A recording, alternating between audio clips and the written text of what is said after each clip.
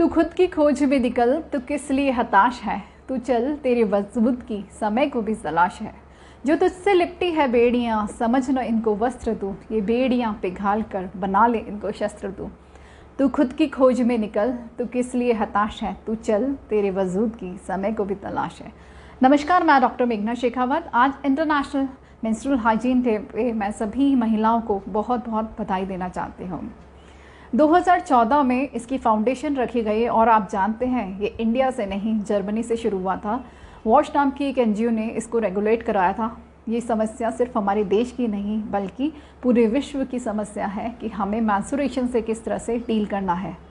आज भी समाज इसके लिए जागरूक नहीं है, आज भी समाज इसके लिए रेडी नहीं है कि मैंस्ट्रुएशन के बारे में हम डिस्कशन कर सकें। आज भी इसे एक मिथ के रूप में, एक टैबू के रूप में जाना जाता है और लड़कियां या फिर महिलाएं इस पर चुप्पी लगाए बैठती है। समाज इस पर चुप्पी लगाए बैठता है, लेकिन आज समय आ गया है बदलाव का। आज ज़रूरी है, आज इस दिन की महत्ता तभी है जब हम एक दूसरे को अवेयर करें, देश की और हमारे समाज की, हमारे घर की महिलाओं को जागरूक करें कि आपको अपने मेंस्ट्रुएशन को किस तरह से मैनेज करना है। Menstruation it's simply a biological and natural process. जिस तरह से हम अपने दिल की बात करते हैं, अपनी सांसों को महसूस कर सकते हैं, अपने लंग्स के बारे में बात करते हैं, अपने स्किन की बात करते हैं, उसी तरह से एक फीमेल रिप्रोडक्टिव ऑर्गन भी उसी का बॉडी का पार्ट है, जिसके बारे में अगर हम बात कर रहे हैं तो उसमें कुछ भी गलत नहीं है। आज समय है सिर्फ महिलाओं को ही नहीं बल्कि पुरुषों को भी, क्योंकि पुरुष भी हमारी ज़िंदगी का उतना ही बड़ा हिस्सा है। तो उनको भी ज़रूरी है कि वो अपनी महिलाओं को, यानी कि अपने घर की लड़कियों को या लेडीज़ को साथ दें, उनको सपोर्ट करें। क्योंकि अगर एक महिला पीरियड से होती है तो सिर्फ फिज़िकली इन्वॉल्व नहीं हो रही, उसके साथ उसका मेंटल प्रोसेस भी इन्वॉल्व है, वो इमोशनली भी इन्वॉल्व है। तो ये समय बहुत नाजुक होता है और उस समय अगर हम उसका साथ देते हैं, सपोर्ट करते हैं, तो उससे बढ़कर कुछ भी नहीं है। अगर मैं बात करूँ उस 9-10 साल की लड़की को जो भी पीरियड से होने वाली है और वो उसे पता नहीं है कि पीरियड्स होता क्या है या फिर उससे कैसे डील करना है। कई बार उसे ऐसा लगता है कि ये कौन सी समस्या उसके साथ हो गई है, कौन सी अनहोनी उसके साथ हो गई है। तो ऐसे मेंटल अगर वो स्ट्रेस लेती है तो बहुत बीमार भी पड़ सकती है। साथ ही अगर मेंस्ट्रुएशन के टाइम वो सही प्रोडक्ट का इस्तेमाल नहीं करती, क्योंकि अगर हमारे देश का आंकड़ा उठा के देखें तो 100% महिलाओं में से सिर्फ 20% महिलाएं ही सैनिटरी प्रोडक्ट्स का इस्तेमाल करती हैं, चाहे वो नैपकिन की फॉर्म में हो, चाहे टैम्पून्स की फॉर्म में हो। लेकिन आज भी 80% महिलाएं जूझ रही हैं कि हमारी मेंस्ट्रुएशन को किस तरह से, माहवारी को किस तरह से वो मैनेज करें। वो आज भी राख का इस्तेमाल कर रही हैं, सूखे पत्तों का, गंदे कपड़ों का इस्तेमाल कर रही हैं, या फिर मैंने गांव में ऐसी महिलाएं देखी हैं जो बड़े बड़े घाघरे पहनती हैं और उसी से अपनी माहवारी को डील करती हैं। जब वो हॉस्पिटल में दिखाने आती है तो हमने उनको देखा है कितना स्ट्रिंग करती है। तो ये समस्या सिर्फ आम समस्या नहीं है या फिर सिर्फ अर्बन सेक्टर तक ही उसको जागरूक नहीं होना है, ये रूरल सेक्टर तक भी, हमारे गांव तक, हर ढानी तक भी ये समस्या को हमें सुलझाना है। वहाँ तक उन लड़कियों तक पहुँचना है जो आज भी सैनिटरी प्रोडक्ट्स को, सैनिटरी नैपकिन जो 20 से 25 रुपये में शुरू होता है, उसे भी एक लग्जरी प्रोडक्ट मानती है।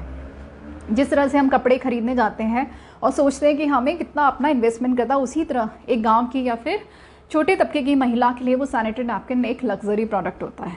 तो अगर हम इस समस्या में एक दूसरे को साथ लेके चलें और इससे समस्या माने ही नहीं, अपने पीरियड्स को हेल्दी पीरियड का रूप दें, फ्रेंड बना लें, क्योंकि 9-10 साल से लेके 45 से 50 साल तक हमें मेंस्ट्रुएशन रहने वाला है। तो क्यों ना इसे इंजॉय करें। Why don't we enjoy our period like any other day. हम उन 4 दिनों में कॉम्प्लिकेट क्यों रहें, हम उस 4 दिन में स्ट्रेस में क्यों रहें।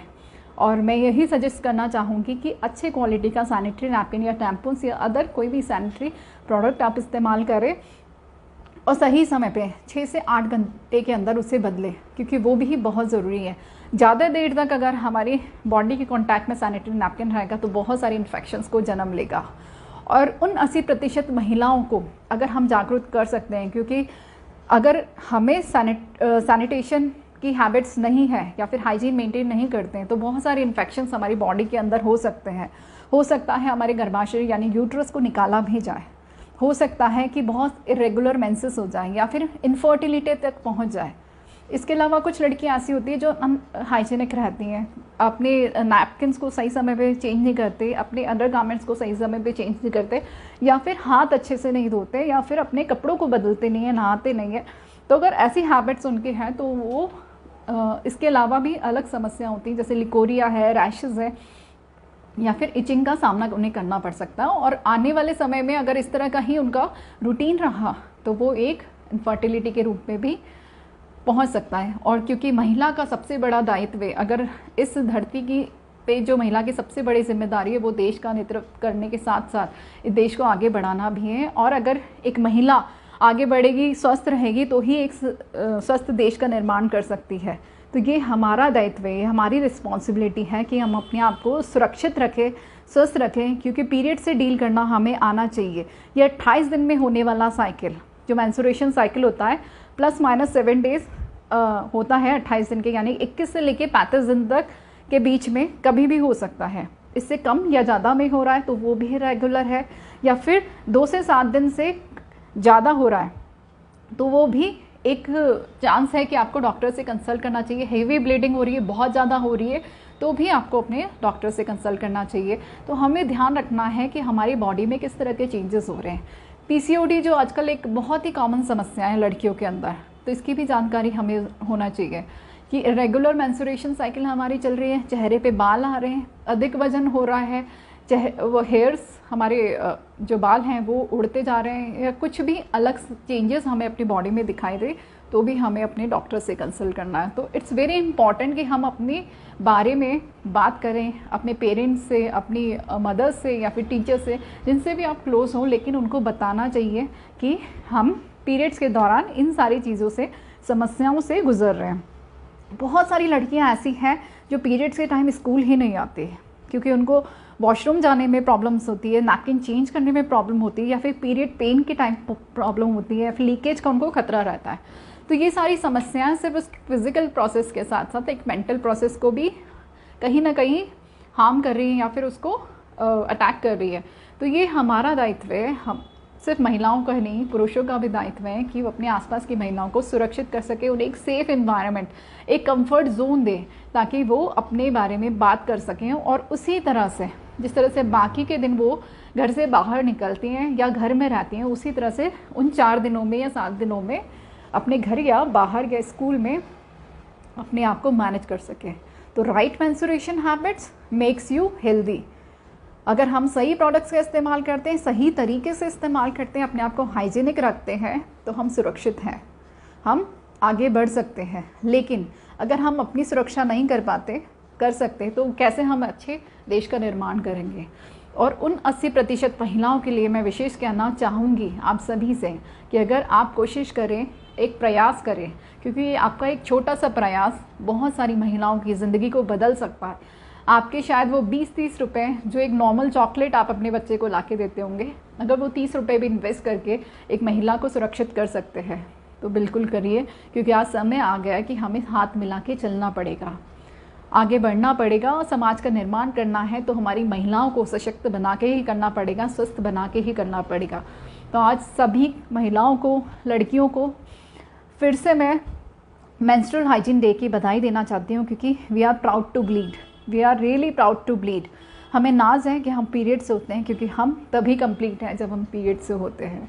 And we can make this world a beautiful place to live everybody. और ये हमारे लिए भी सुरक्षित रहेगा और आपके लिए भी।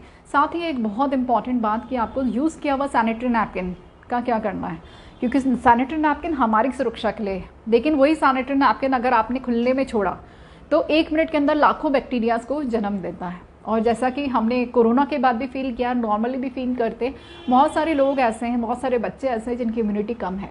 अगर आप उनको सेफ़ रखना चाहते हैं, अपने इन्वायरमेंट को सेफ़ रखना चाहते हैं, तो उसका प्रॉपर डिस्पोजल करें।